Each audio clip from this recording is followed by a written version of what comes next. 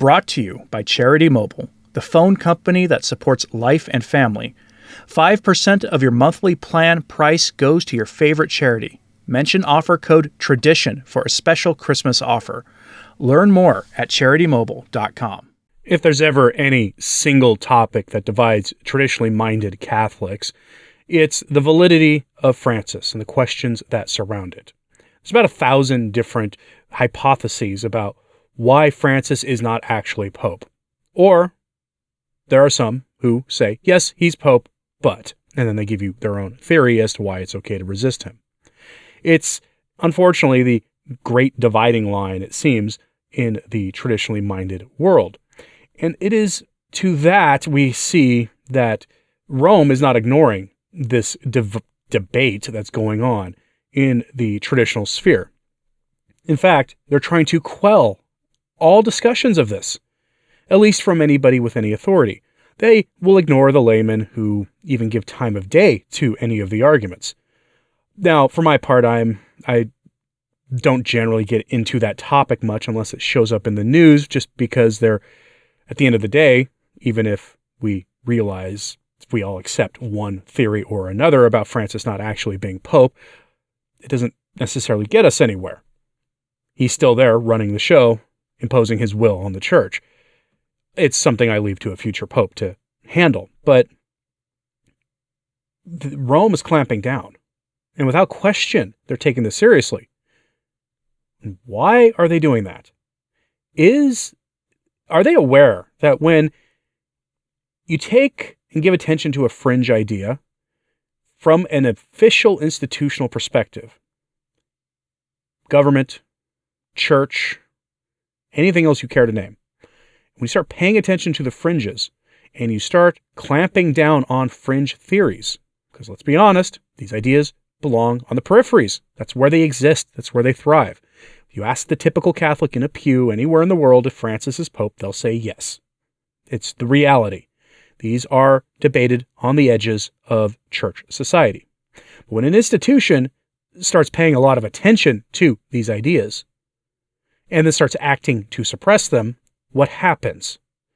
They give the veil of legitimacy to the question. Go look at the events in secular politics for the last couple of years, and you'll see that Americans now are much more open-minded to the idea that the system has been very much against them for a long time. Whereas a few years ago, you wouldn't have had nearly as much belief in this idea that there has been organized efforts to suppress Americans. Same in the church. And we have another example of this now. See, a priest in Europe had decided to write a book called Habemus Antipopum. We have an antipope. It's a twist on Habemus Papam. We have a pope. That's the declaration made when a pope is elected. He wrote a book called We Have an Antipope. It lays out his case for why Benedict XVI was the last authentic pope and that Francis is an antipope pretender. I don't know which particular theory he holds to. There's a lot of them, but that is his book. And for that, Rome removed him from the clerical state. This was a priest who did this. For those of you who wonder why priests are so careful on resisting the errors coming from Rome, you get your answer in his example. So let's go to the story, which comes to us from the Union of Sardia, which is a European news outlet, with the headline, Is Francis the Antipope? Sassari priest Ferdinando Maria Cornet torpedoed. The Pope has dismissed him from the clerical state, the now ex-parish priest of the churches of San Donato and San Sisto. Here's the reason. This was a diocesan priest, ladies and gentlemen. He ran a couple of parishes, and he wrote a book like this as a diocesan priest.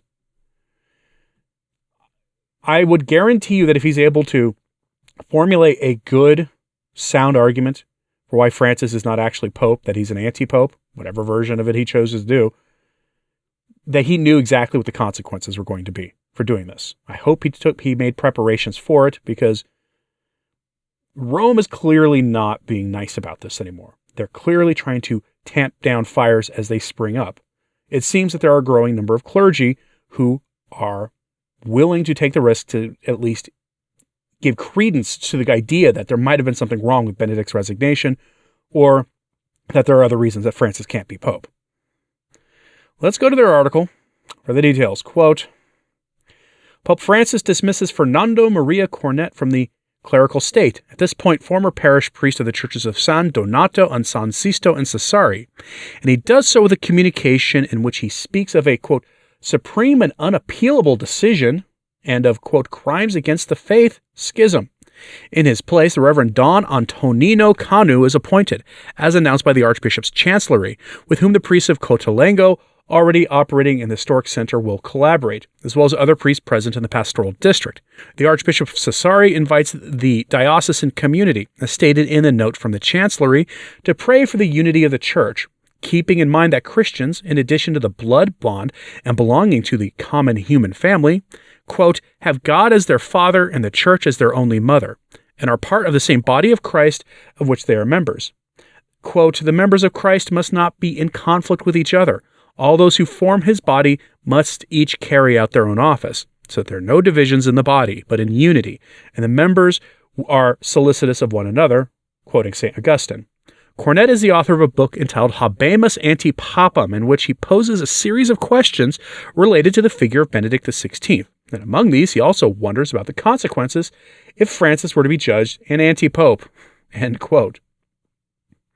So in other words, the priest was expelled for being a Benny Papist, or at least being sympathetic to that position, which is a sort of umbrella term to describe several variations of theories that say that Benedict XVI was the most recent valid pope, that the see is currently vacant, and that for one reason or another his resignation was not valid, and that consequently Pope Francis is actually not pope at all, but is an anti-pope. And this is to be distinguished from sedevacantism, because sedevacantism says there hasn't been a pope since 1958.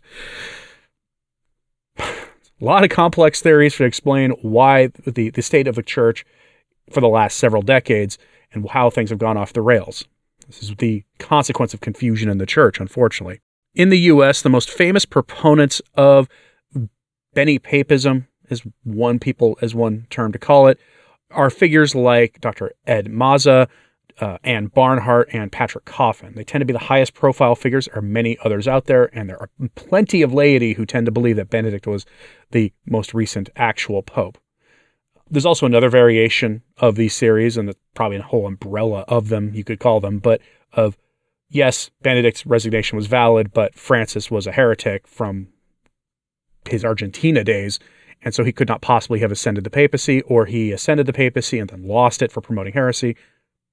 Again, there's a whole jungle of these different positions out there. It's a consequence of ambiguity being taught from the AMBO at our parishes and from Rome for decade upon decade upon decade.